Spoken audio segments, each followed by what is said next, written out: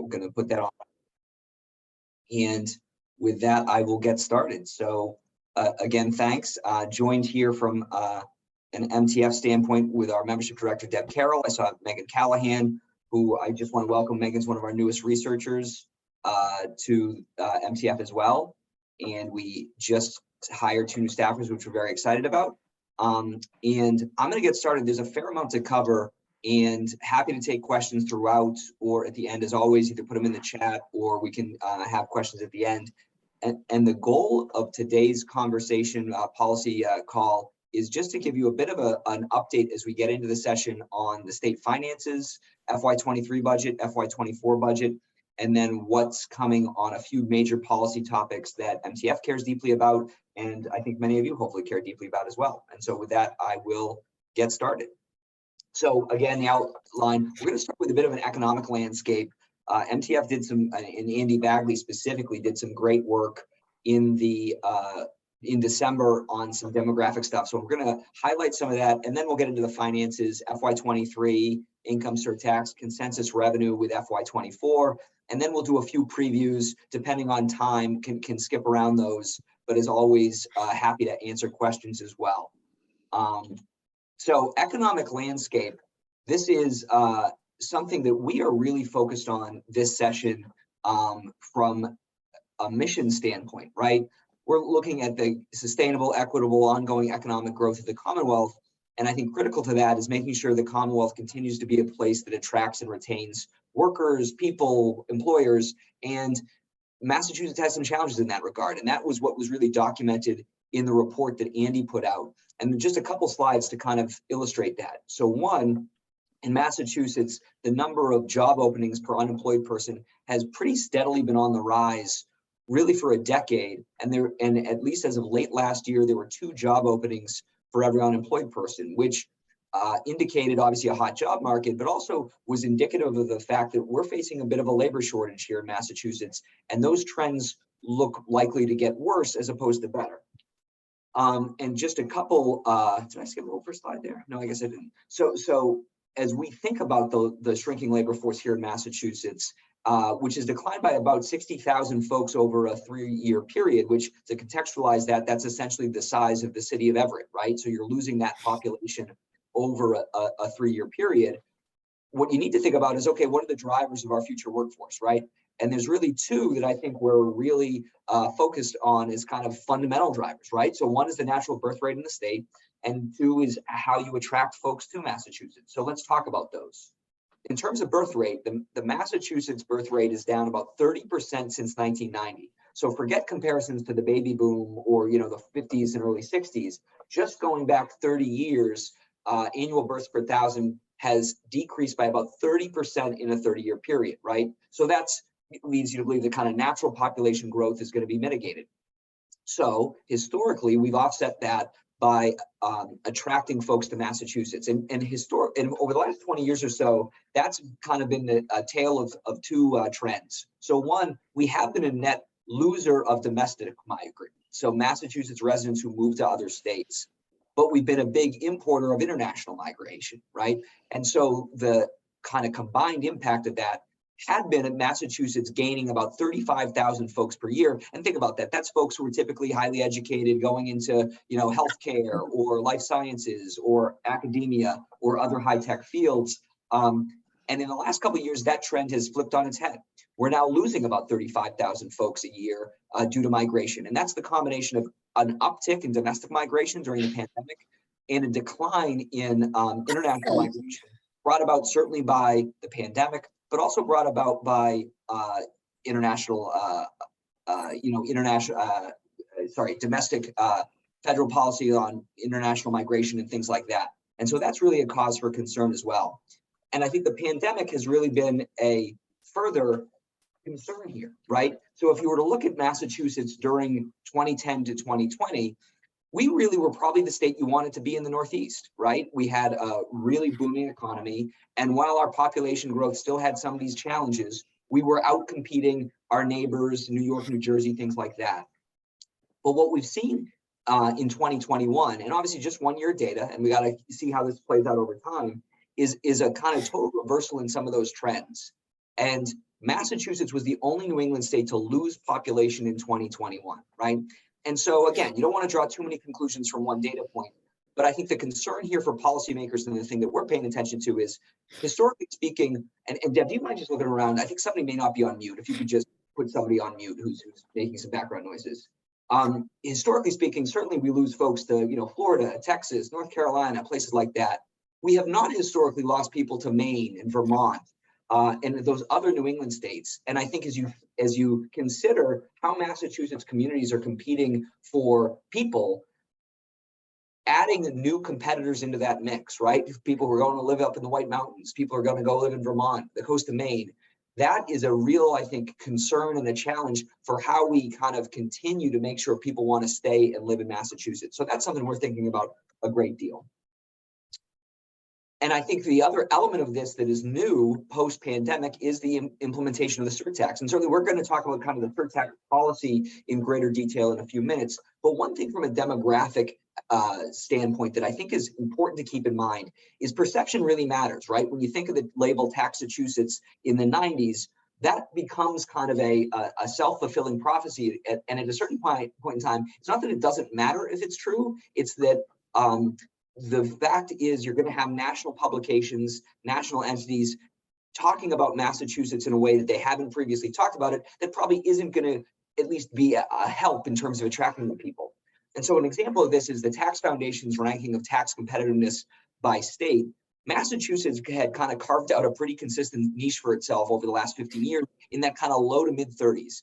And in some places, I think that's where policymakers wanted to be, right? We were never going to compete with, nor I think did we want to compete with Florida, New Hampshire, Texas in terms of tax competitiveness. But there was a real difference between us and, say, Connecticut, California, and New York, right? So we may not have been a magnet for everyone, but we could be kind of maybe a mini magnet compared to some of our competitor states. According to the Tax Foundation's analysis, we're now right at the bottom with Connecticut, California, and New York. And that's another thing that I think policymakers really just need to keep in mind as we think about policies. That's something that we're going to be really focused on as we think about policies going forward. Okay, with that, I'll move into kind of the fiscal update, just kind of where things are at. So revenue trends have finally changed, right? After 2 years of just absolutely booming growth, we've seen them essentially turn flat over the last few months. So through November, in FY22, revenues were up almost 19%. Through November this year, they're actually down slightly. However, I think there was a really smart approach taken to budgeting in FY23 when the budget was constructed, where the FY23 budget is actually built on a nominal decline in revenues of about $1.6 billion. And so what that means is, even though we're essentially just maintaining our pace compared to last year, and I would expect us to fall off last year's pace, we're still 1.1 billion above benchmark because the budget is predicated on a loss in revenue. That said, there continues to be, I think, significant downside risk in 23 and continuing into 24 on non-withheld income. So, and two real factors there. One is the stock market and the impact on capital gains, but the other one is the continuing impact of the pass-through entity tax that the state implemented several years ago. And I can talk about that in a second. The other thing you need to know, the income surtax is now in effect, right?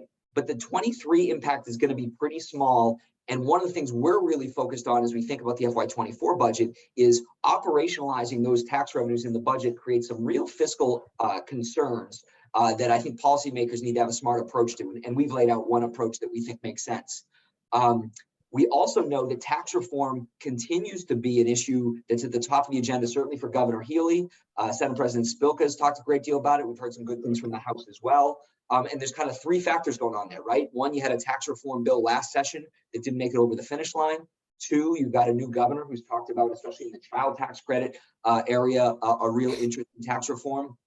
And three, I think with the implementation of the surtax, MTF, other organizations are looking hard at and identifying for policymakers areas of our tax code that really don't make sense in light of the surtax and will require adjustment.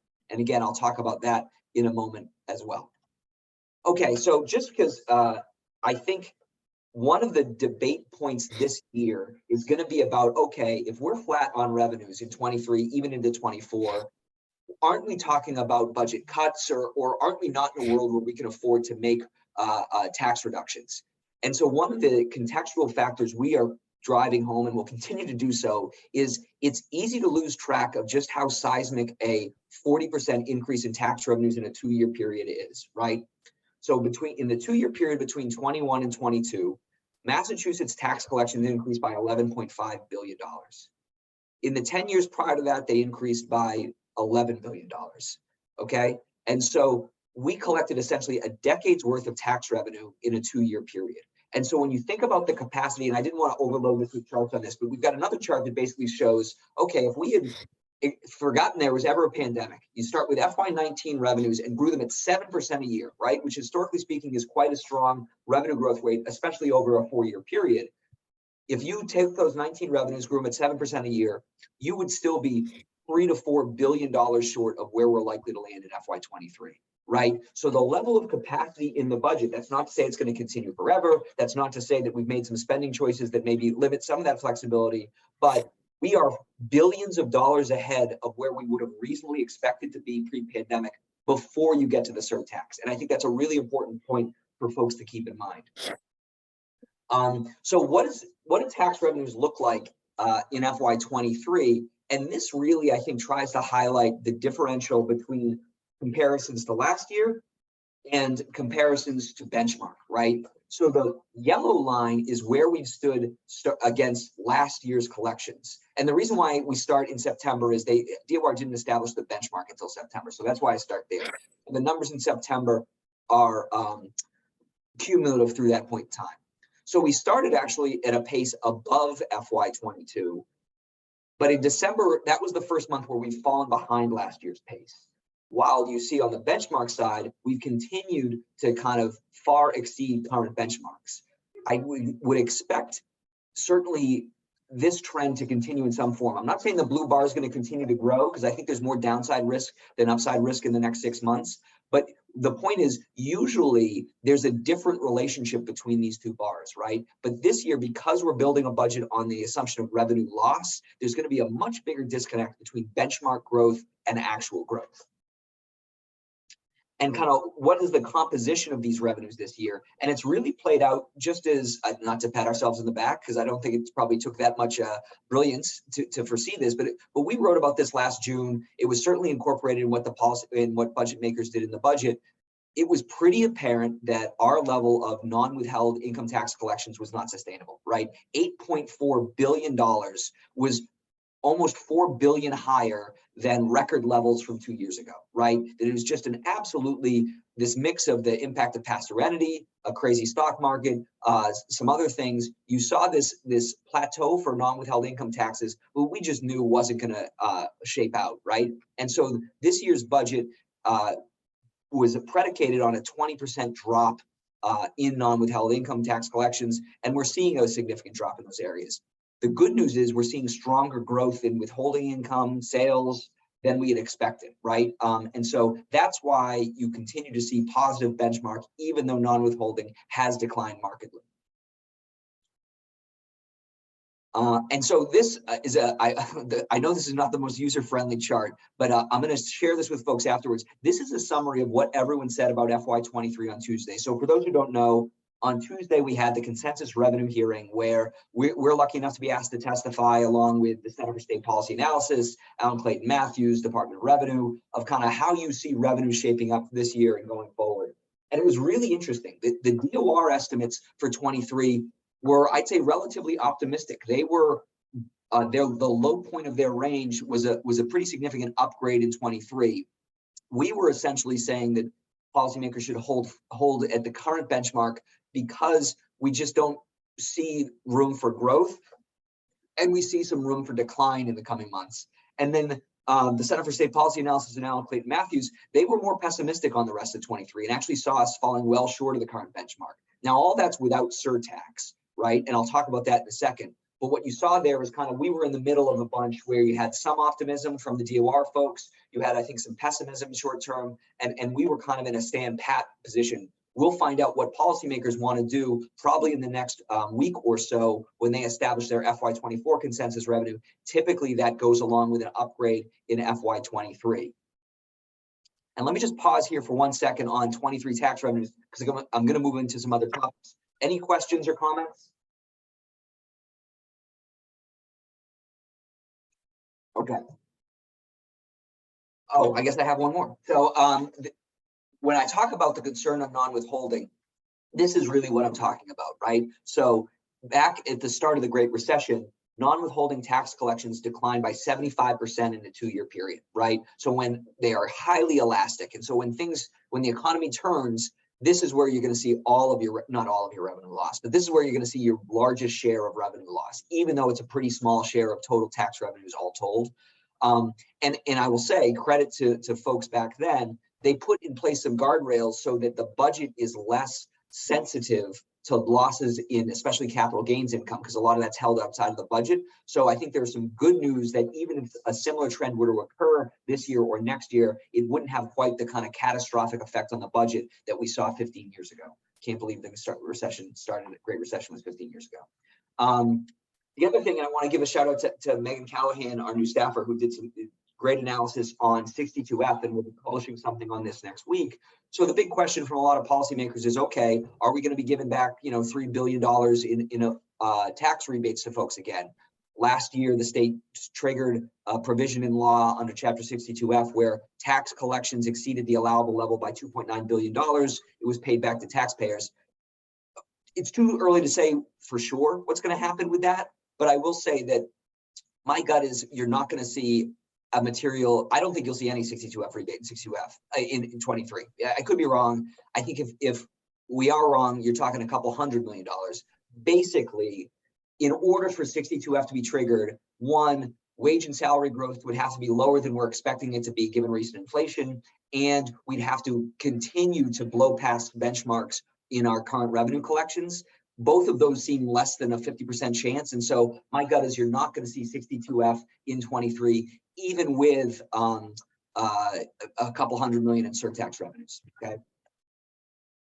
So just closing out kind of the FY23 talk for right now, couple things to note that may shape the budget. So one, and I've got to update these top couple bullets, these top couple bullets are effectively true, but there's a little more nuance I meant to add here and didn't.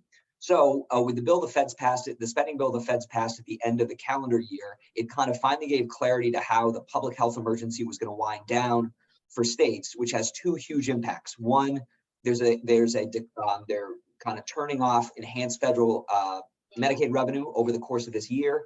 And they're also allowing states to start redetermining mass health caseload and requiring that redetermination essentially occur in the course of a year. And that's going to have an impact on FY23. It's going to have a huge impact on the FY24 budget, which we'll talk about in a minute. We also know that the stabilization grant program for childcare, which we've been supportive of continuing, still needs probably another supplemental appropriation to get it through the full year.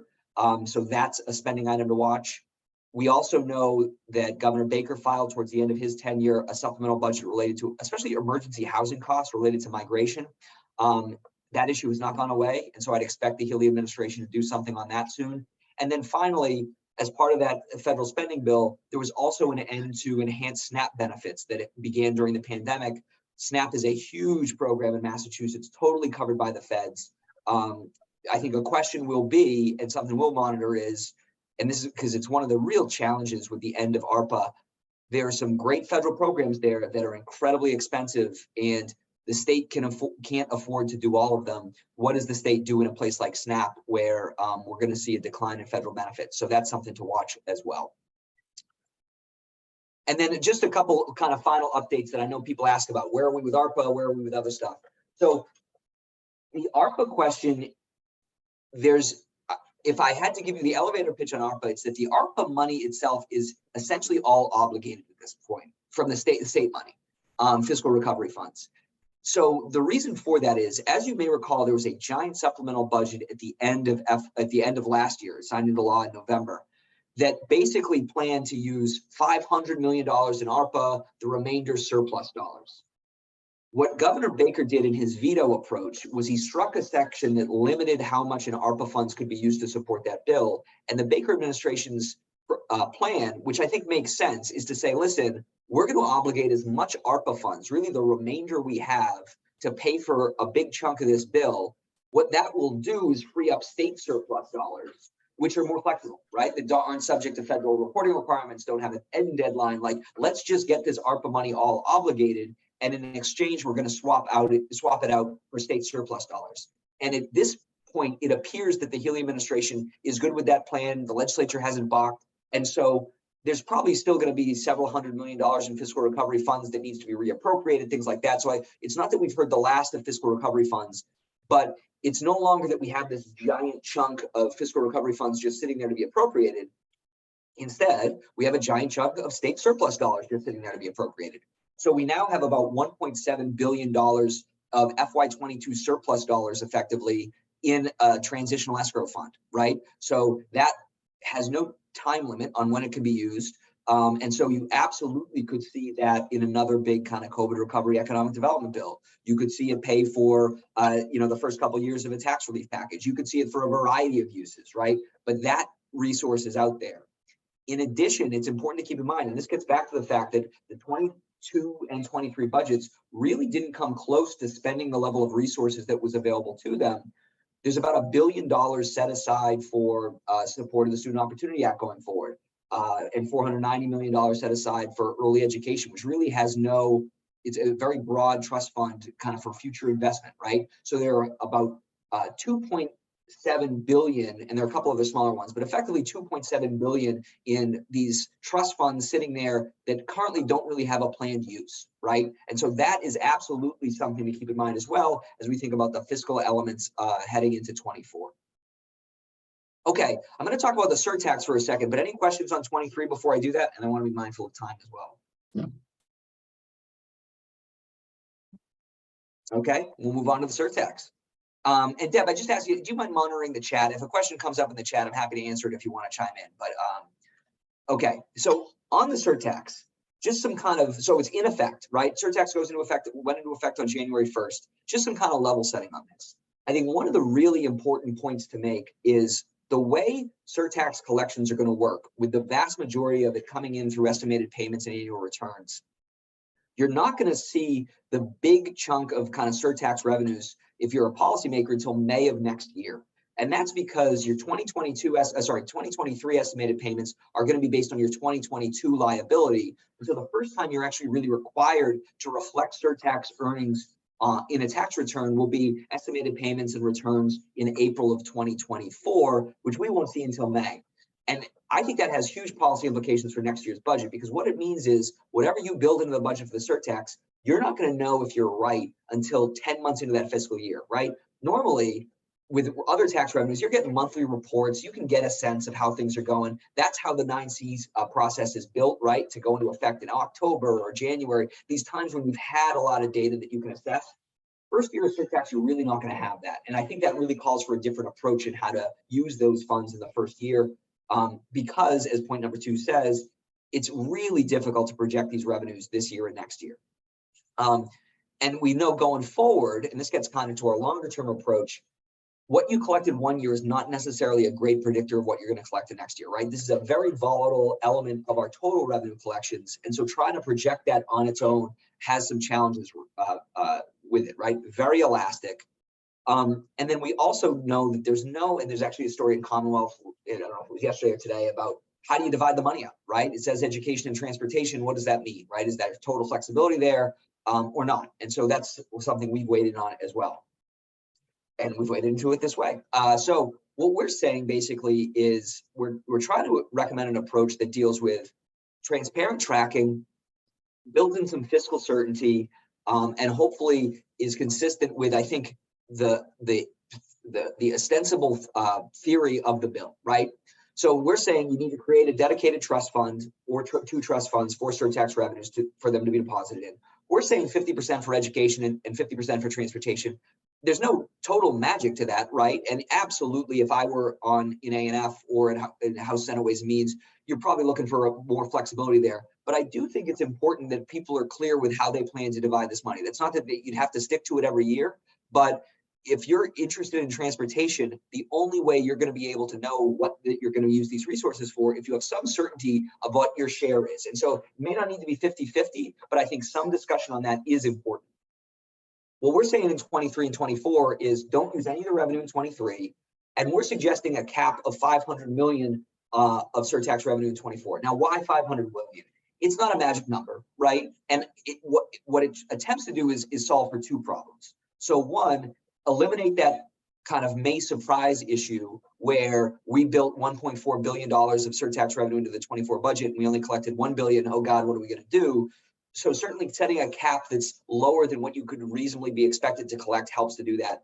But the reason why we selected a cap that my guess is lower than some policymakers expected is where we'd like to get this eventually is we're spending surtax revenue once we've collected it, right? We know how volatile this is going to be. We know it's going to go away during bad times. One way to solve for that problem is to collect it and then spend it. Now, obviously, that kind of requires a bridge period where you're building up the resources in a trust fund.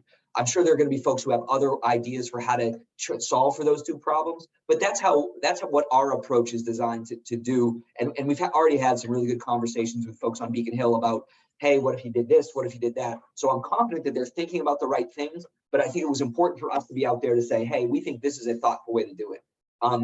Going forward, we'd suggest keeping a minimum balance in the fund, kind of a mini stabilization fund. And as I mentioned, ideally, you would use prior year collections to spend on subsequent years. And we would also ask that this be subject to comptroller certification like capital gains, right? There needs to be a transparent accounting for how much did we get, when did we get it, where does it go? So that's what we're recommending on the surtax in terms of kind of the fiscal approach. But we actually put out a piece today and really want to thank many of our members who provided feedback and continue to provide important technical feedback as we think about some tax implementation questions related to the surtax. And one thing that certainly we thought about as the question was going through, but it really struck me in the last couple of weeks is without companion legislation, DOR is going to be implementing this change based on essentially a clause in a 3-sentence paragraph, right? There's really like one clause that deals with tax, with how this is going to work from a tax implementation standpoint, which talks about annual taxable income and returns related to those taxes. And while those sound like technical terms, there is, I think, some ambiguity about what exactly they mean, and defining what those terms mean, what it applies to, is hugely important. And just to talk about kind of some broad categories, how it affects married couples, right, who may file jointly at the federal level, but have the option under law to file individually at the state level. State residents with a lot of out-of-state income, right? How's that out-of-state income factor in? Out-of-state residents with mass income, right? What's captured? Providing clarification on those types of questions, and we list about 9, and also dealing with how it handles complex trusts, charitable deduction, the pass-through entity tax that was put into place. I think some clarification on how this is actually going to work is critical, and is critical soon, because we are already, I think, clearly kind of in the camp that we think this is going to have significant behavioral impacts on taxpayers and residents in Massachusetts. And that's if it's implemented clearly, right? I think you exacerbate those risks if there's a lack of clarity of how exactly this thing's going to work, right? If Mass residents with out-of-state income don't have certainty about how this is going to work, it's going to affect how they make their tax planning choices. And we need to get a handle on that. Now that this thing's in the books, what we want to do is provide as much certainty as we can, and in a way that's going to incentivize people to stay here. So that's the other part of the piece we published today, and would very much recommend folks take a look at that. In the next couple of days. And the next area we're going to go into in kind of our surtax work in the next couple of weeks is, I think it's incumbent upon us also to provide the policymakers, okay, now that we've done this, what are elements of our tax code we would suggest adjusting to try to mitigate some of these impacts? And I think what we're going to start with is taxes that are either income taxes or closely related to the income tax. And there are kind of 3 for me that really stand out that, okay, we've made this decision. We're going to tax those with income over $1 million at 9%, those with income under at 5%, that really don't fit into that rubric and require adjustment because they were outliers before the surtax, and they're even bigger outliers now. So one would be the estate tax, right? We already have the most expansive estate tax in the nation. This is something that folks have been talking about changing certainly prior to the surtax. And when you think about how people are planning their location choices, I think this is a big factor that we still have control over, right? Short-term capital gains is another one, right? We have a very high short-term capital gains rate of 12%, out of line with really other state tax rates. that now essentially creates a 16% effective rate with the surtax, right? So that's another one we look at. And then finally, there's many companies pay their taxes through the income tax schedule as S corporations.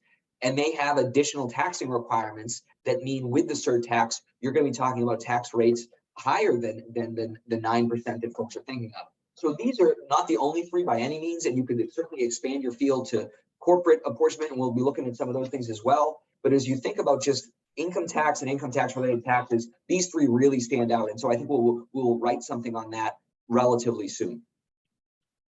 Any questions on the surtax before I move into FY24? Okay. Doug, I put this in the chat. Would the idea of the dedicated surtax revenue trust fund, would that require legislation, or could that be done administratively? So I think it would effectively it would require legislation. So A&F is empowered to create their own trust funds, and theoretically maybe they could do it administratively, but in any plausible world, I think that requires legislation. Great, thank you. Sure.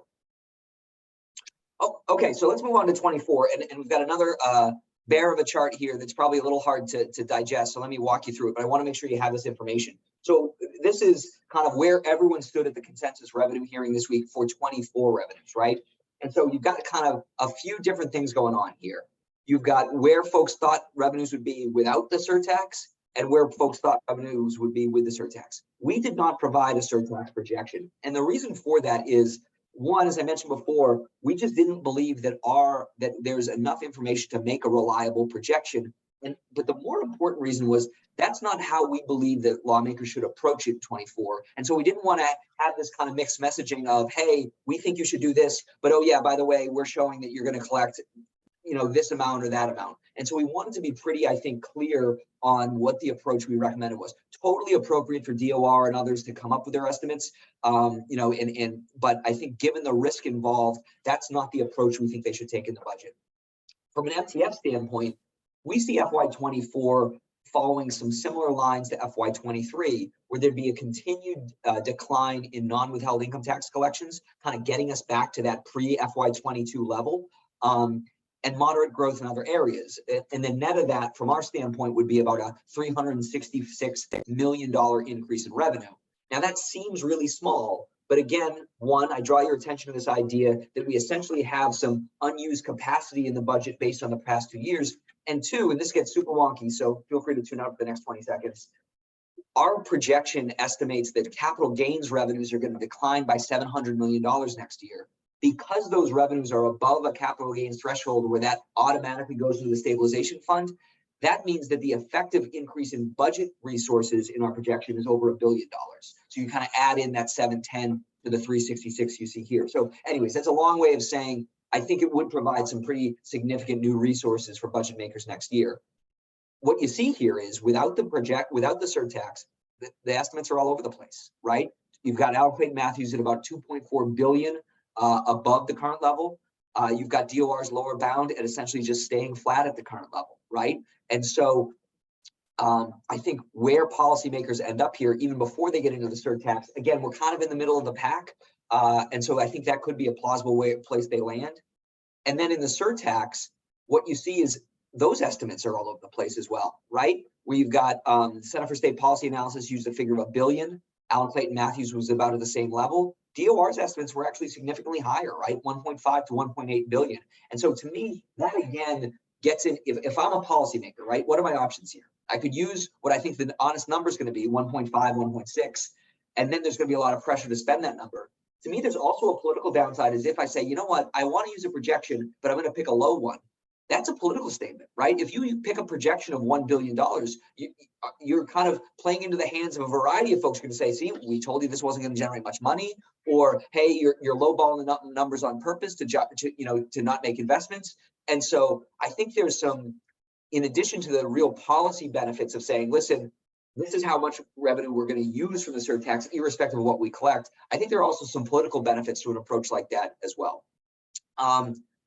Okay, I'm not going to talk anymore about these hearings, the consensus revenue. Kind of as we think about big picture resources for next year, right? So obviously the budget is much, much more complicated than this, But something that I find helpful or found helpful in the past to give folks a sense of kind of like, what are we thinking about in the budget? There's a kind of big moving pieces in the positive side of the ledger and the negative side of the ledger. So this year, the positive side of the ledger is tax revenue growth, right? Whatever that means, net of cap gains. So call it $1 billion, call it 1.5, whatever it is. You got surtax revenues, which again, I'm showing here at 500 million. That number could be higher than that, whatever. You also have, and I think this is an underestimate, you have unexpended resources from 23, right? As I mentioned again, all these resources that were put into trust funds or that are going to revert to the general fund, it kind of builds in some capacity in the budget. So that gives you, something close to $2.8 billion in flexibility. But you also know there's going to be some things on the flip side of that, right? We're going to lose federal Medicaid revenue from the end of the public health emergency. Call that it's actually probably going to be a little less than 500 million, but about 500 million bucks or so. Student Opportunity Act is probably going to be higher than 500 million. My guess is it'll be closer to 600 million or 650 this year, right? So that's going to be a big expenditure you got to make.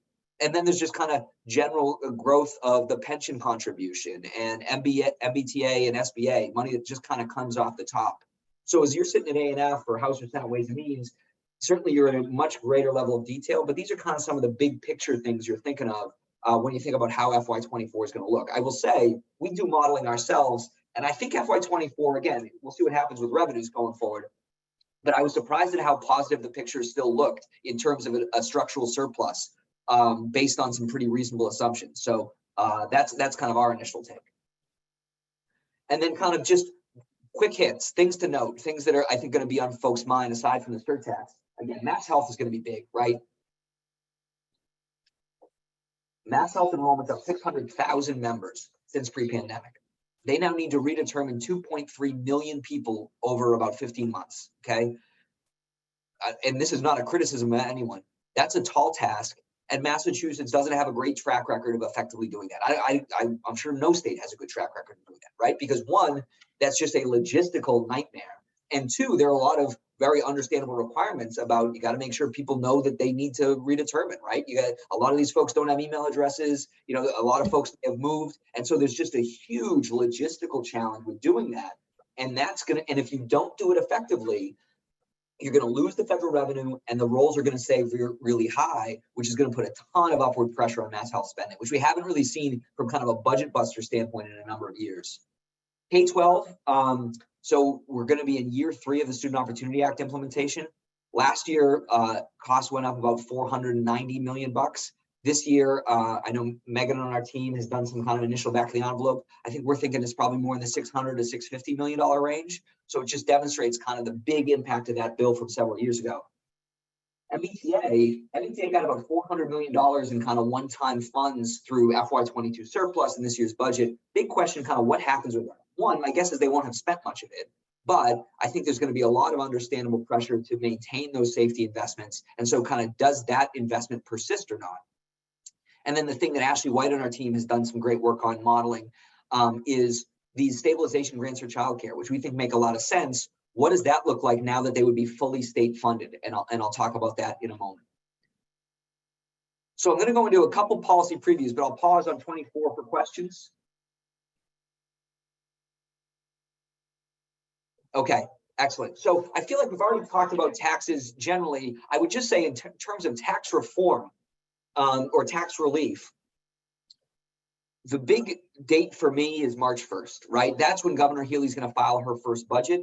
There's no requirement that if she were to pursue tax reform, it would happen when she files the budget, but that would be the most likely time, right? In that one, there's going to be a fiscal impact. So a lot of those decisions probably happen in parallel.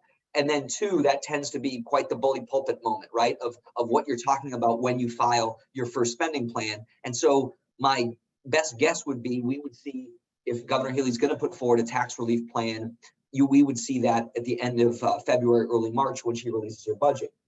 What are some things to keep in mind here? So the tax package the governor proposed was in the $700 million range. I think they scored it at 665. Legislature's one was a little smaller, 500 or so. And the challenge is staying in that range and accomplishing a variety of goals is tough, right? Especially Governor Healey has put forward a plan to significantly increase the child tax credit. Ashley on our team has scored that at about $450 million, right? Now that would be a big, I think that credit would be hugely helpful to easing family costs, helping the childcare system, but it's also very expensive, right? So if you start with that, okay, are we still talking about a 500 to 650 tax package, or are we talking something that gets closer to 800, even $1 billion? The legislature's indicated no willingness to go that high, but when you talk child tax credit, rent deduction, estate tax, where we are going to strongly argue that just going from 1 to 2, as was proposed last year, is not sufficient to address, I think, what's happened on the surtax since then. The numbers add up quick, right? And so I think that's going to be a big discussion and debate, is how big is that package and what can fit in, right? That you're going to run out of resources real fast, especially if you keep it to a $500 or $600 million cap. So for me, that's the big question there. Transportation for us, and Andy, I think, is going to delve into this shortly. Our resources, do resources continue to be both a capital and operating, financial resources continue to be a capital and operating issue for the MBTA? Absolutely. In the near term, leadership and workforce as resources, I think, are the critical issue, right? You saw the Globe story today. They just can't hire the people they need. It is not a question of, it's not to say they don't have a structural deficit, but if you were to give them $1 billion tomorrow, I don't think you would see an effective difference in either safety or investment unless they fix how they hire folks, how they get people in the door. And I think that's a light that I know other people have talked about, but we're going to try to focus on as well, because to me, if you don't get that right, all the financial resources in the world really don't matter. And what you see here is really an indication of change in payroll and number of employees, indicative of churn, right? So while it's great that they increased the number of the payroll and number of workers in 2022, what is more difficult to see is how many of those, what's the annualized number of that? And my guess is that number would be much lower and maybe even negative. So that's a real challenge on the MBTA that we're focused on. Doug, can you take a step back on the Mass Health question from Sure. Is it in the chat? It is. Mass Health, I know, I apologize, I do talk fast.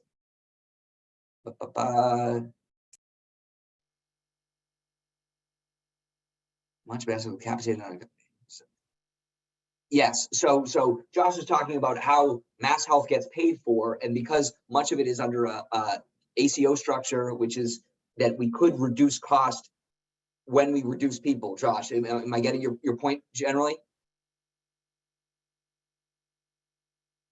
Well, let me say this. The enhanced FMAP that the state has received has been worth about $250 million a quarter. Okay, so $1 billion a year in new federal revenue. That is going to go away by the end of this calendar year. The enhanced reimbursement rate is going to decline over the course of the year, and so there are definitely different payment mechanisms through which we get federal reimbursement. But I think the kind of over the top view of reimbursement, we would expect holding membership constant, we would expect a loss in about $1 billion in federal reimbursement. Now, obviously, the key question is, what's the interaction between that and the enrollment decrease, right? I mean, that's the question. How quickly does it happen, and where does the numbers land? And this actually lends itself to this next slide. So this shows the increase in enrollment over a 3-year period, right? So pre-pandemic, we were at 1.75 million. I should update this to December. The numbers went up again, but not materially. So we've increased enrollment by about 550,000 members in a 3-year period. Okay, not a perfect example, but the other time that Massachusetts had to redetermine lots of folks in a relatively quick period was the connector care issues in 2014 to 2015, right? And looking at that data, what's interesting is when you look at the numbers pre kind of connector care, we put a ton of people on Mass Health because we couldn't figure out what they were eligible for, and then you're supposed to redetermine them and put them in the appropriate, subsidized plan. The numbers never returned to where they were beforehand and what people expected them to be. And so I don't think that the true state of Mass Health post this redetermination is reasonably going to be 1.75 million. My guess is it will be materially higher than that. I don't know, but that could be. And if that's the case, that combined with the loss of the enhanced federal revenue, I think you're going to see a relatively sharp uptick in kind of the net Mass Health cost to budget. Josh, let me pause for a second in case you're there and you want to respond to that or chime in. I am there, Doug. I agree with you that we're unlikely from a caseload basis to return to probably the pre-state. I will say that the churning resulting from redetermination processes probably over churns people because it's, as you said, people whose addresses have changed in the past 3 years, which is a lot of folks. I will say that our payer mix at Boston Children's Hospital is dramatically up on Mass Health. So I do anticipate as a result of this, that's going to correct itself to some extent. Yeah, and to me, this is just, it's asking Mass Health to do a lot in a brief period of time that has huge implications for the larger healthcare cost discussions that are ongoing. And so for me, that's the really interesting piece, not just for the state budget, but we've already seen, whatever perspective you're on, a lot of volatility in the healthcare market in terms of cost pressures and in terms of, you know, how people are doing financially. This is just going to throw into the mix another big unknown. It's going to have differential impacts on a lot of folks, but it's absolutely something to watch. Excellent. Early education. So I talked about this a little bit, but this is an interesting one for me. So these stabilization grants that we've written quite a bit about, they go to not just subsidized childcare providers, they go to a wide range of childcare providers. And they've really had some pretty significant benefits in terms of, as the name would imply, stabilizing the system. Started off as fully federally funded. Last year it was about a split. This year, if the state's going to continue it, it would be effectively 100% state funded. We believe that those resources are available and this makes sense. And more importantly, Ashley did a phenomenal subsidized childcare report a couple weeks ago that I think made some pretty credible points that we need to do a bit of an overhaul of the subsidized childcare system, which I think the Department of Early Education and Care is in the process of doing. And we need to buy ourselves simply kind of increasing the resources to subsidized childcare and assuming that's going to result in a proportional increase in children served. I don't think that's a safe assumption, right? That's not to say we don't need to increase access through the subsidized childcare system, and ultimately that'll take resources. But in the near term, I think that system needs some big fixes first. Stabilization grants provide a way to support the whole system, which we're also very interested in, right? Absolutely very interested in the subsidized system, but childcare, access to childcare is critical for the economy writ large, right? And so finding ways to kind of stabilize that system is key. We see this as a big part of that, but its future is by no means guaranteed, right? So that's a big issue we're working on as well. And then the last kind of quick hit preview, and then I'd love to, if folks have any questions, workforce. And this is another area that we're going to be delving into quite a bit more, hopefully in the coming months. And for me, the big ticket here is state investment in workforce has increased dramatically during the pandemic, but it's on a system that is, we don't have a lot of data on what works, and we don't have a lot of data on what's scalable, right? And so one of the real, I think, missed opportunities of the pandemic is we made some significant investments in workforce. There's a few things in there that would talk about how we measure success, but not enough. And so I'm not sure we're exiting the pandemic with a lot more information about, okay, now we know we should do X, Y, and Z instead of A, B, and C. And that's something where the interest and the need to improve workforce, the connection between our population and the workforce, from an economic standpoint issue, from a social justice standpoint, that interest is going to only enhance. You saw that with some of the proposals related to community college, but I do think you see a lot of proposals where it's a bit of a taking on faith that this is going to have a positive impact. And so I think we have a big role to play in trying to make that point and figure out how we make sure that investment is actually appropriate. So I think that's it. I know that was a lot of talking and I know it was fast, but one, thanks folks as always. And two, would love to take any questions. I don't know if there's anything else in the chat or any other questions that folks have that they want to flag right now.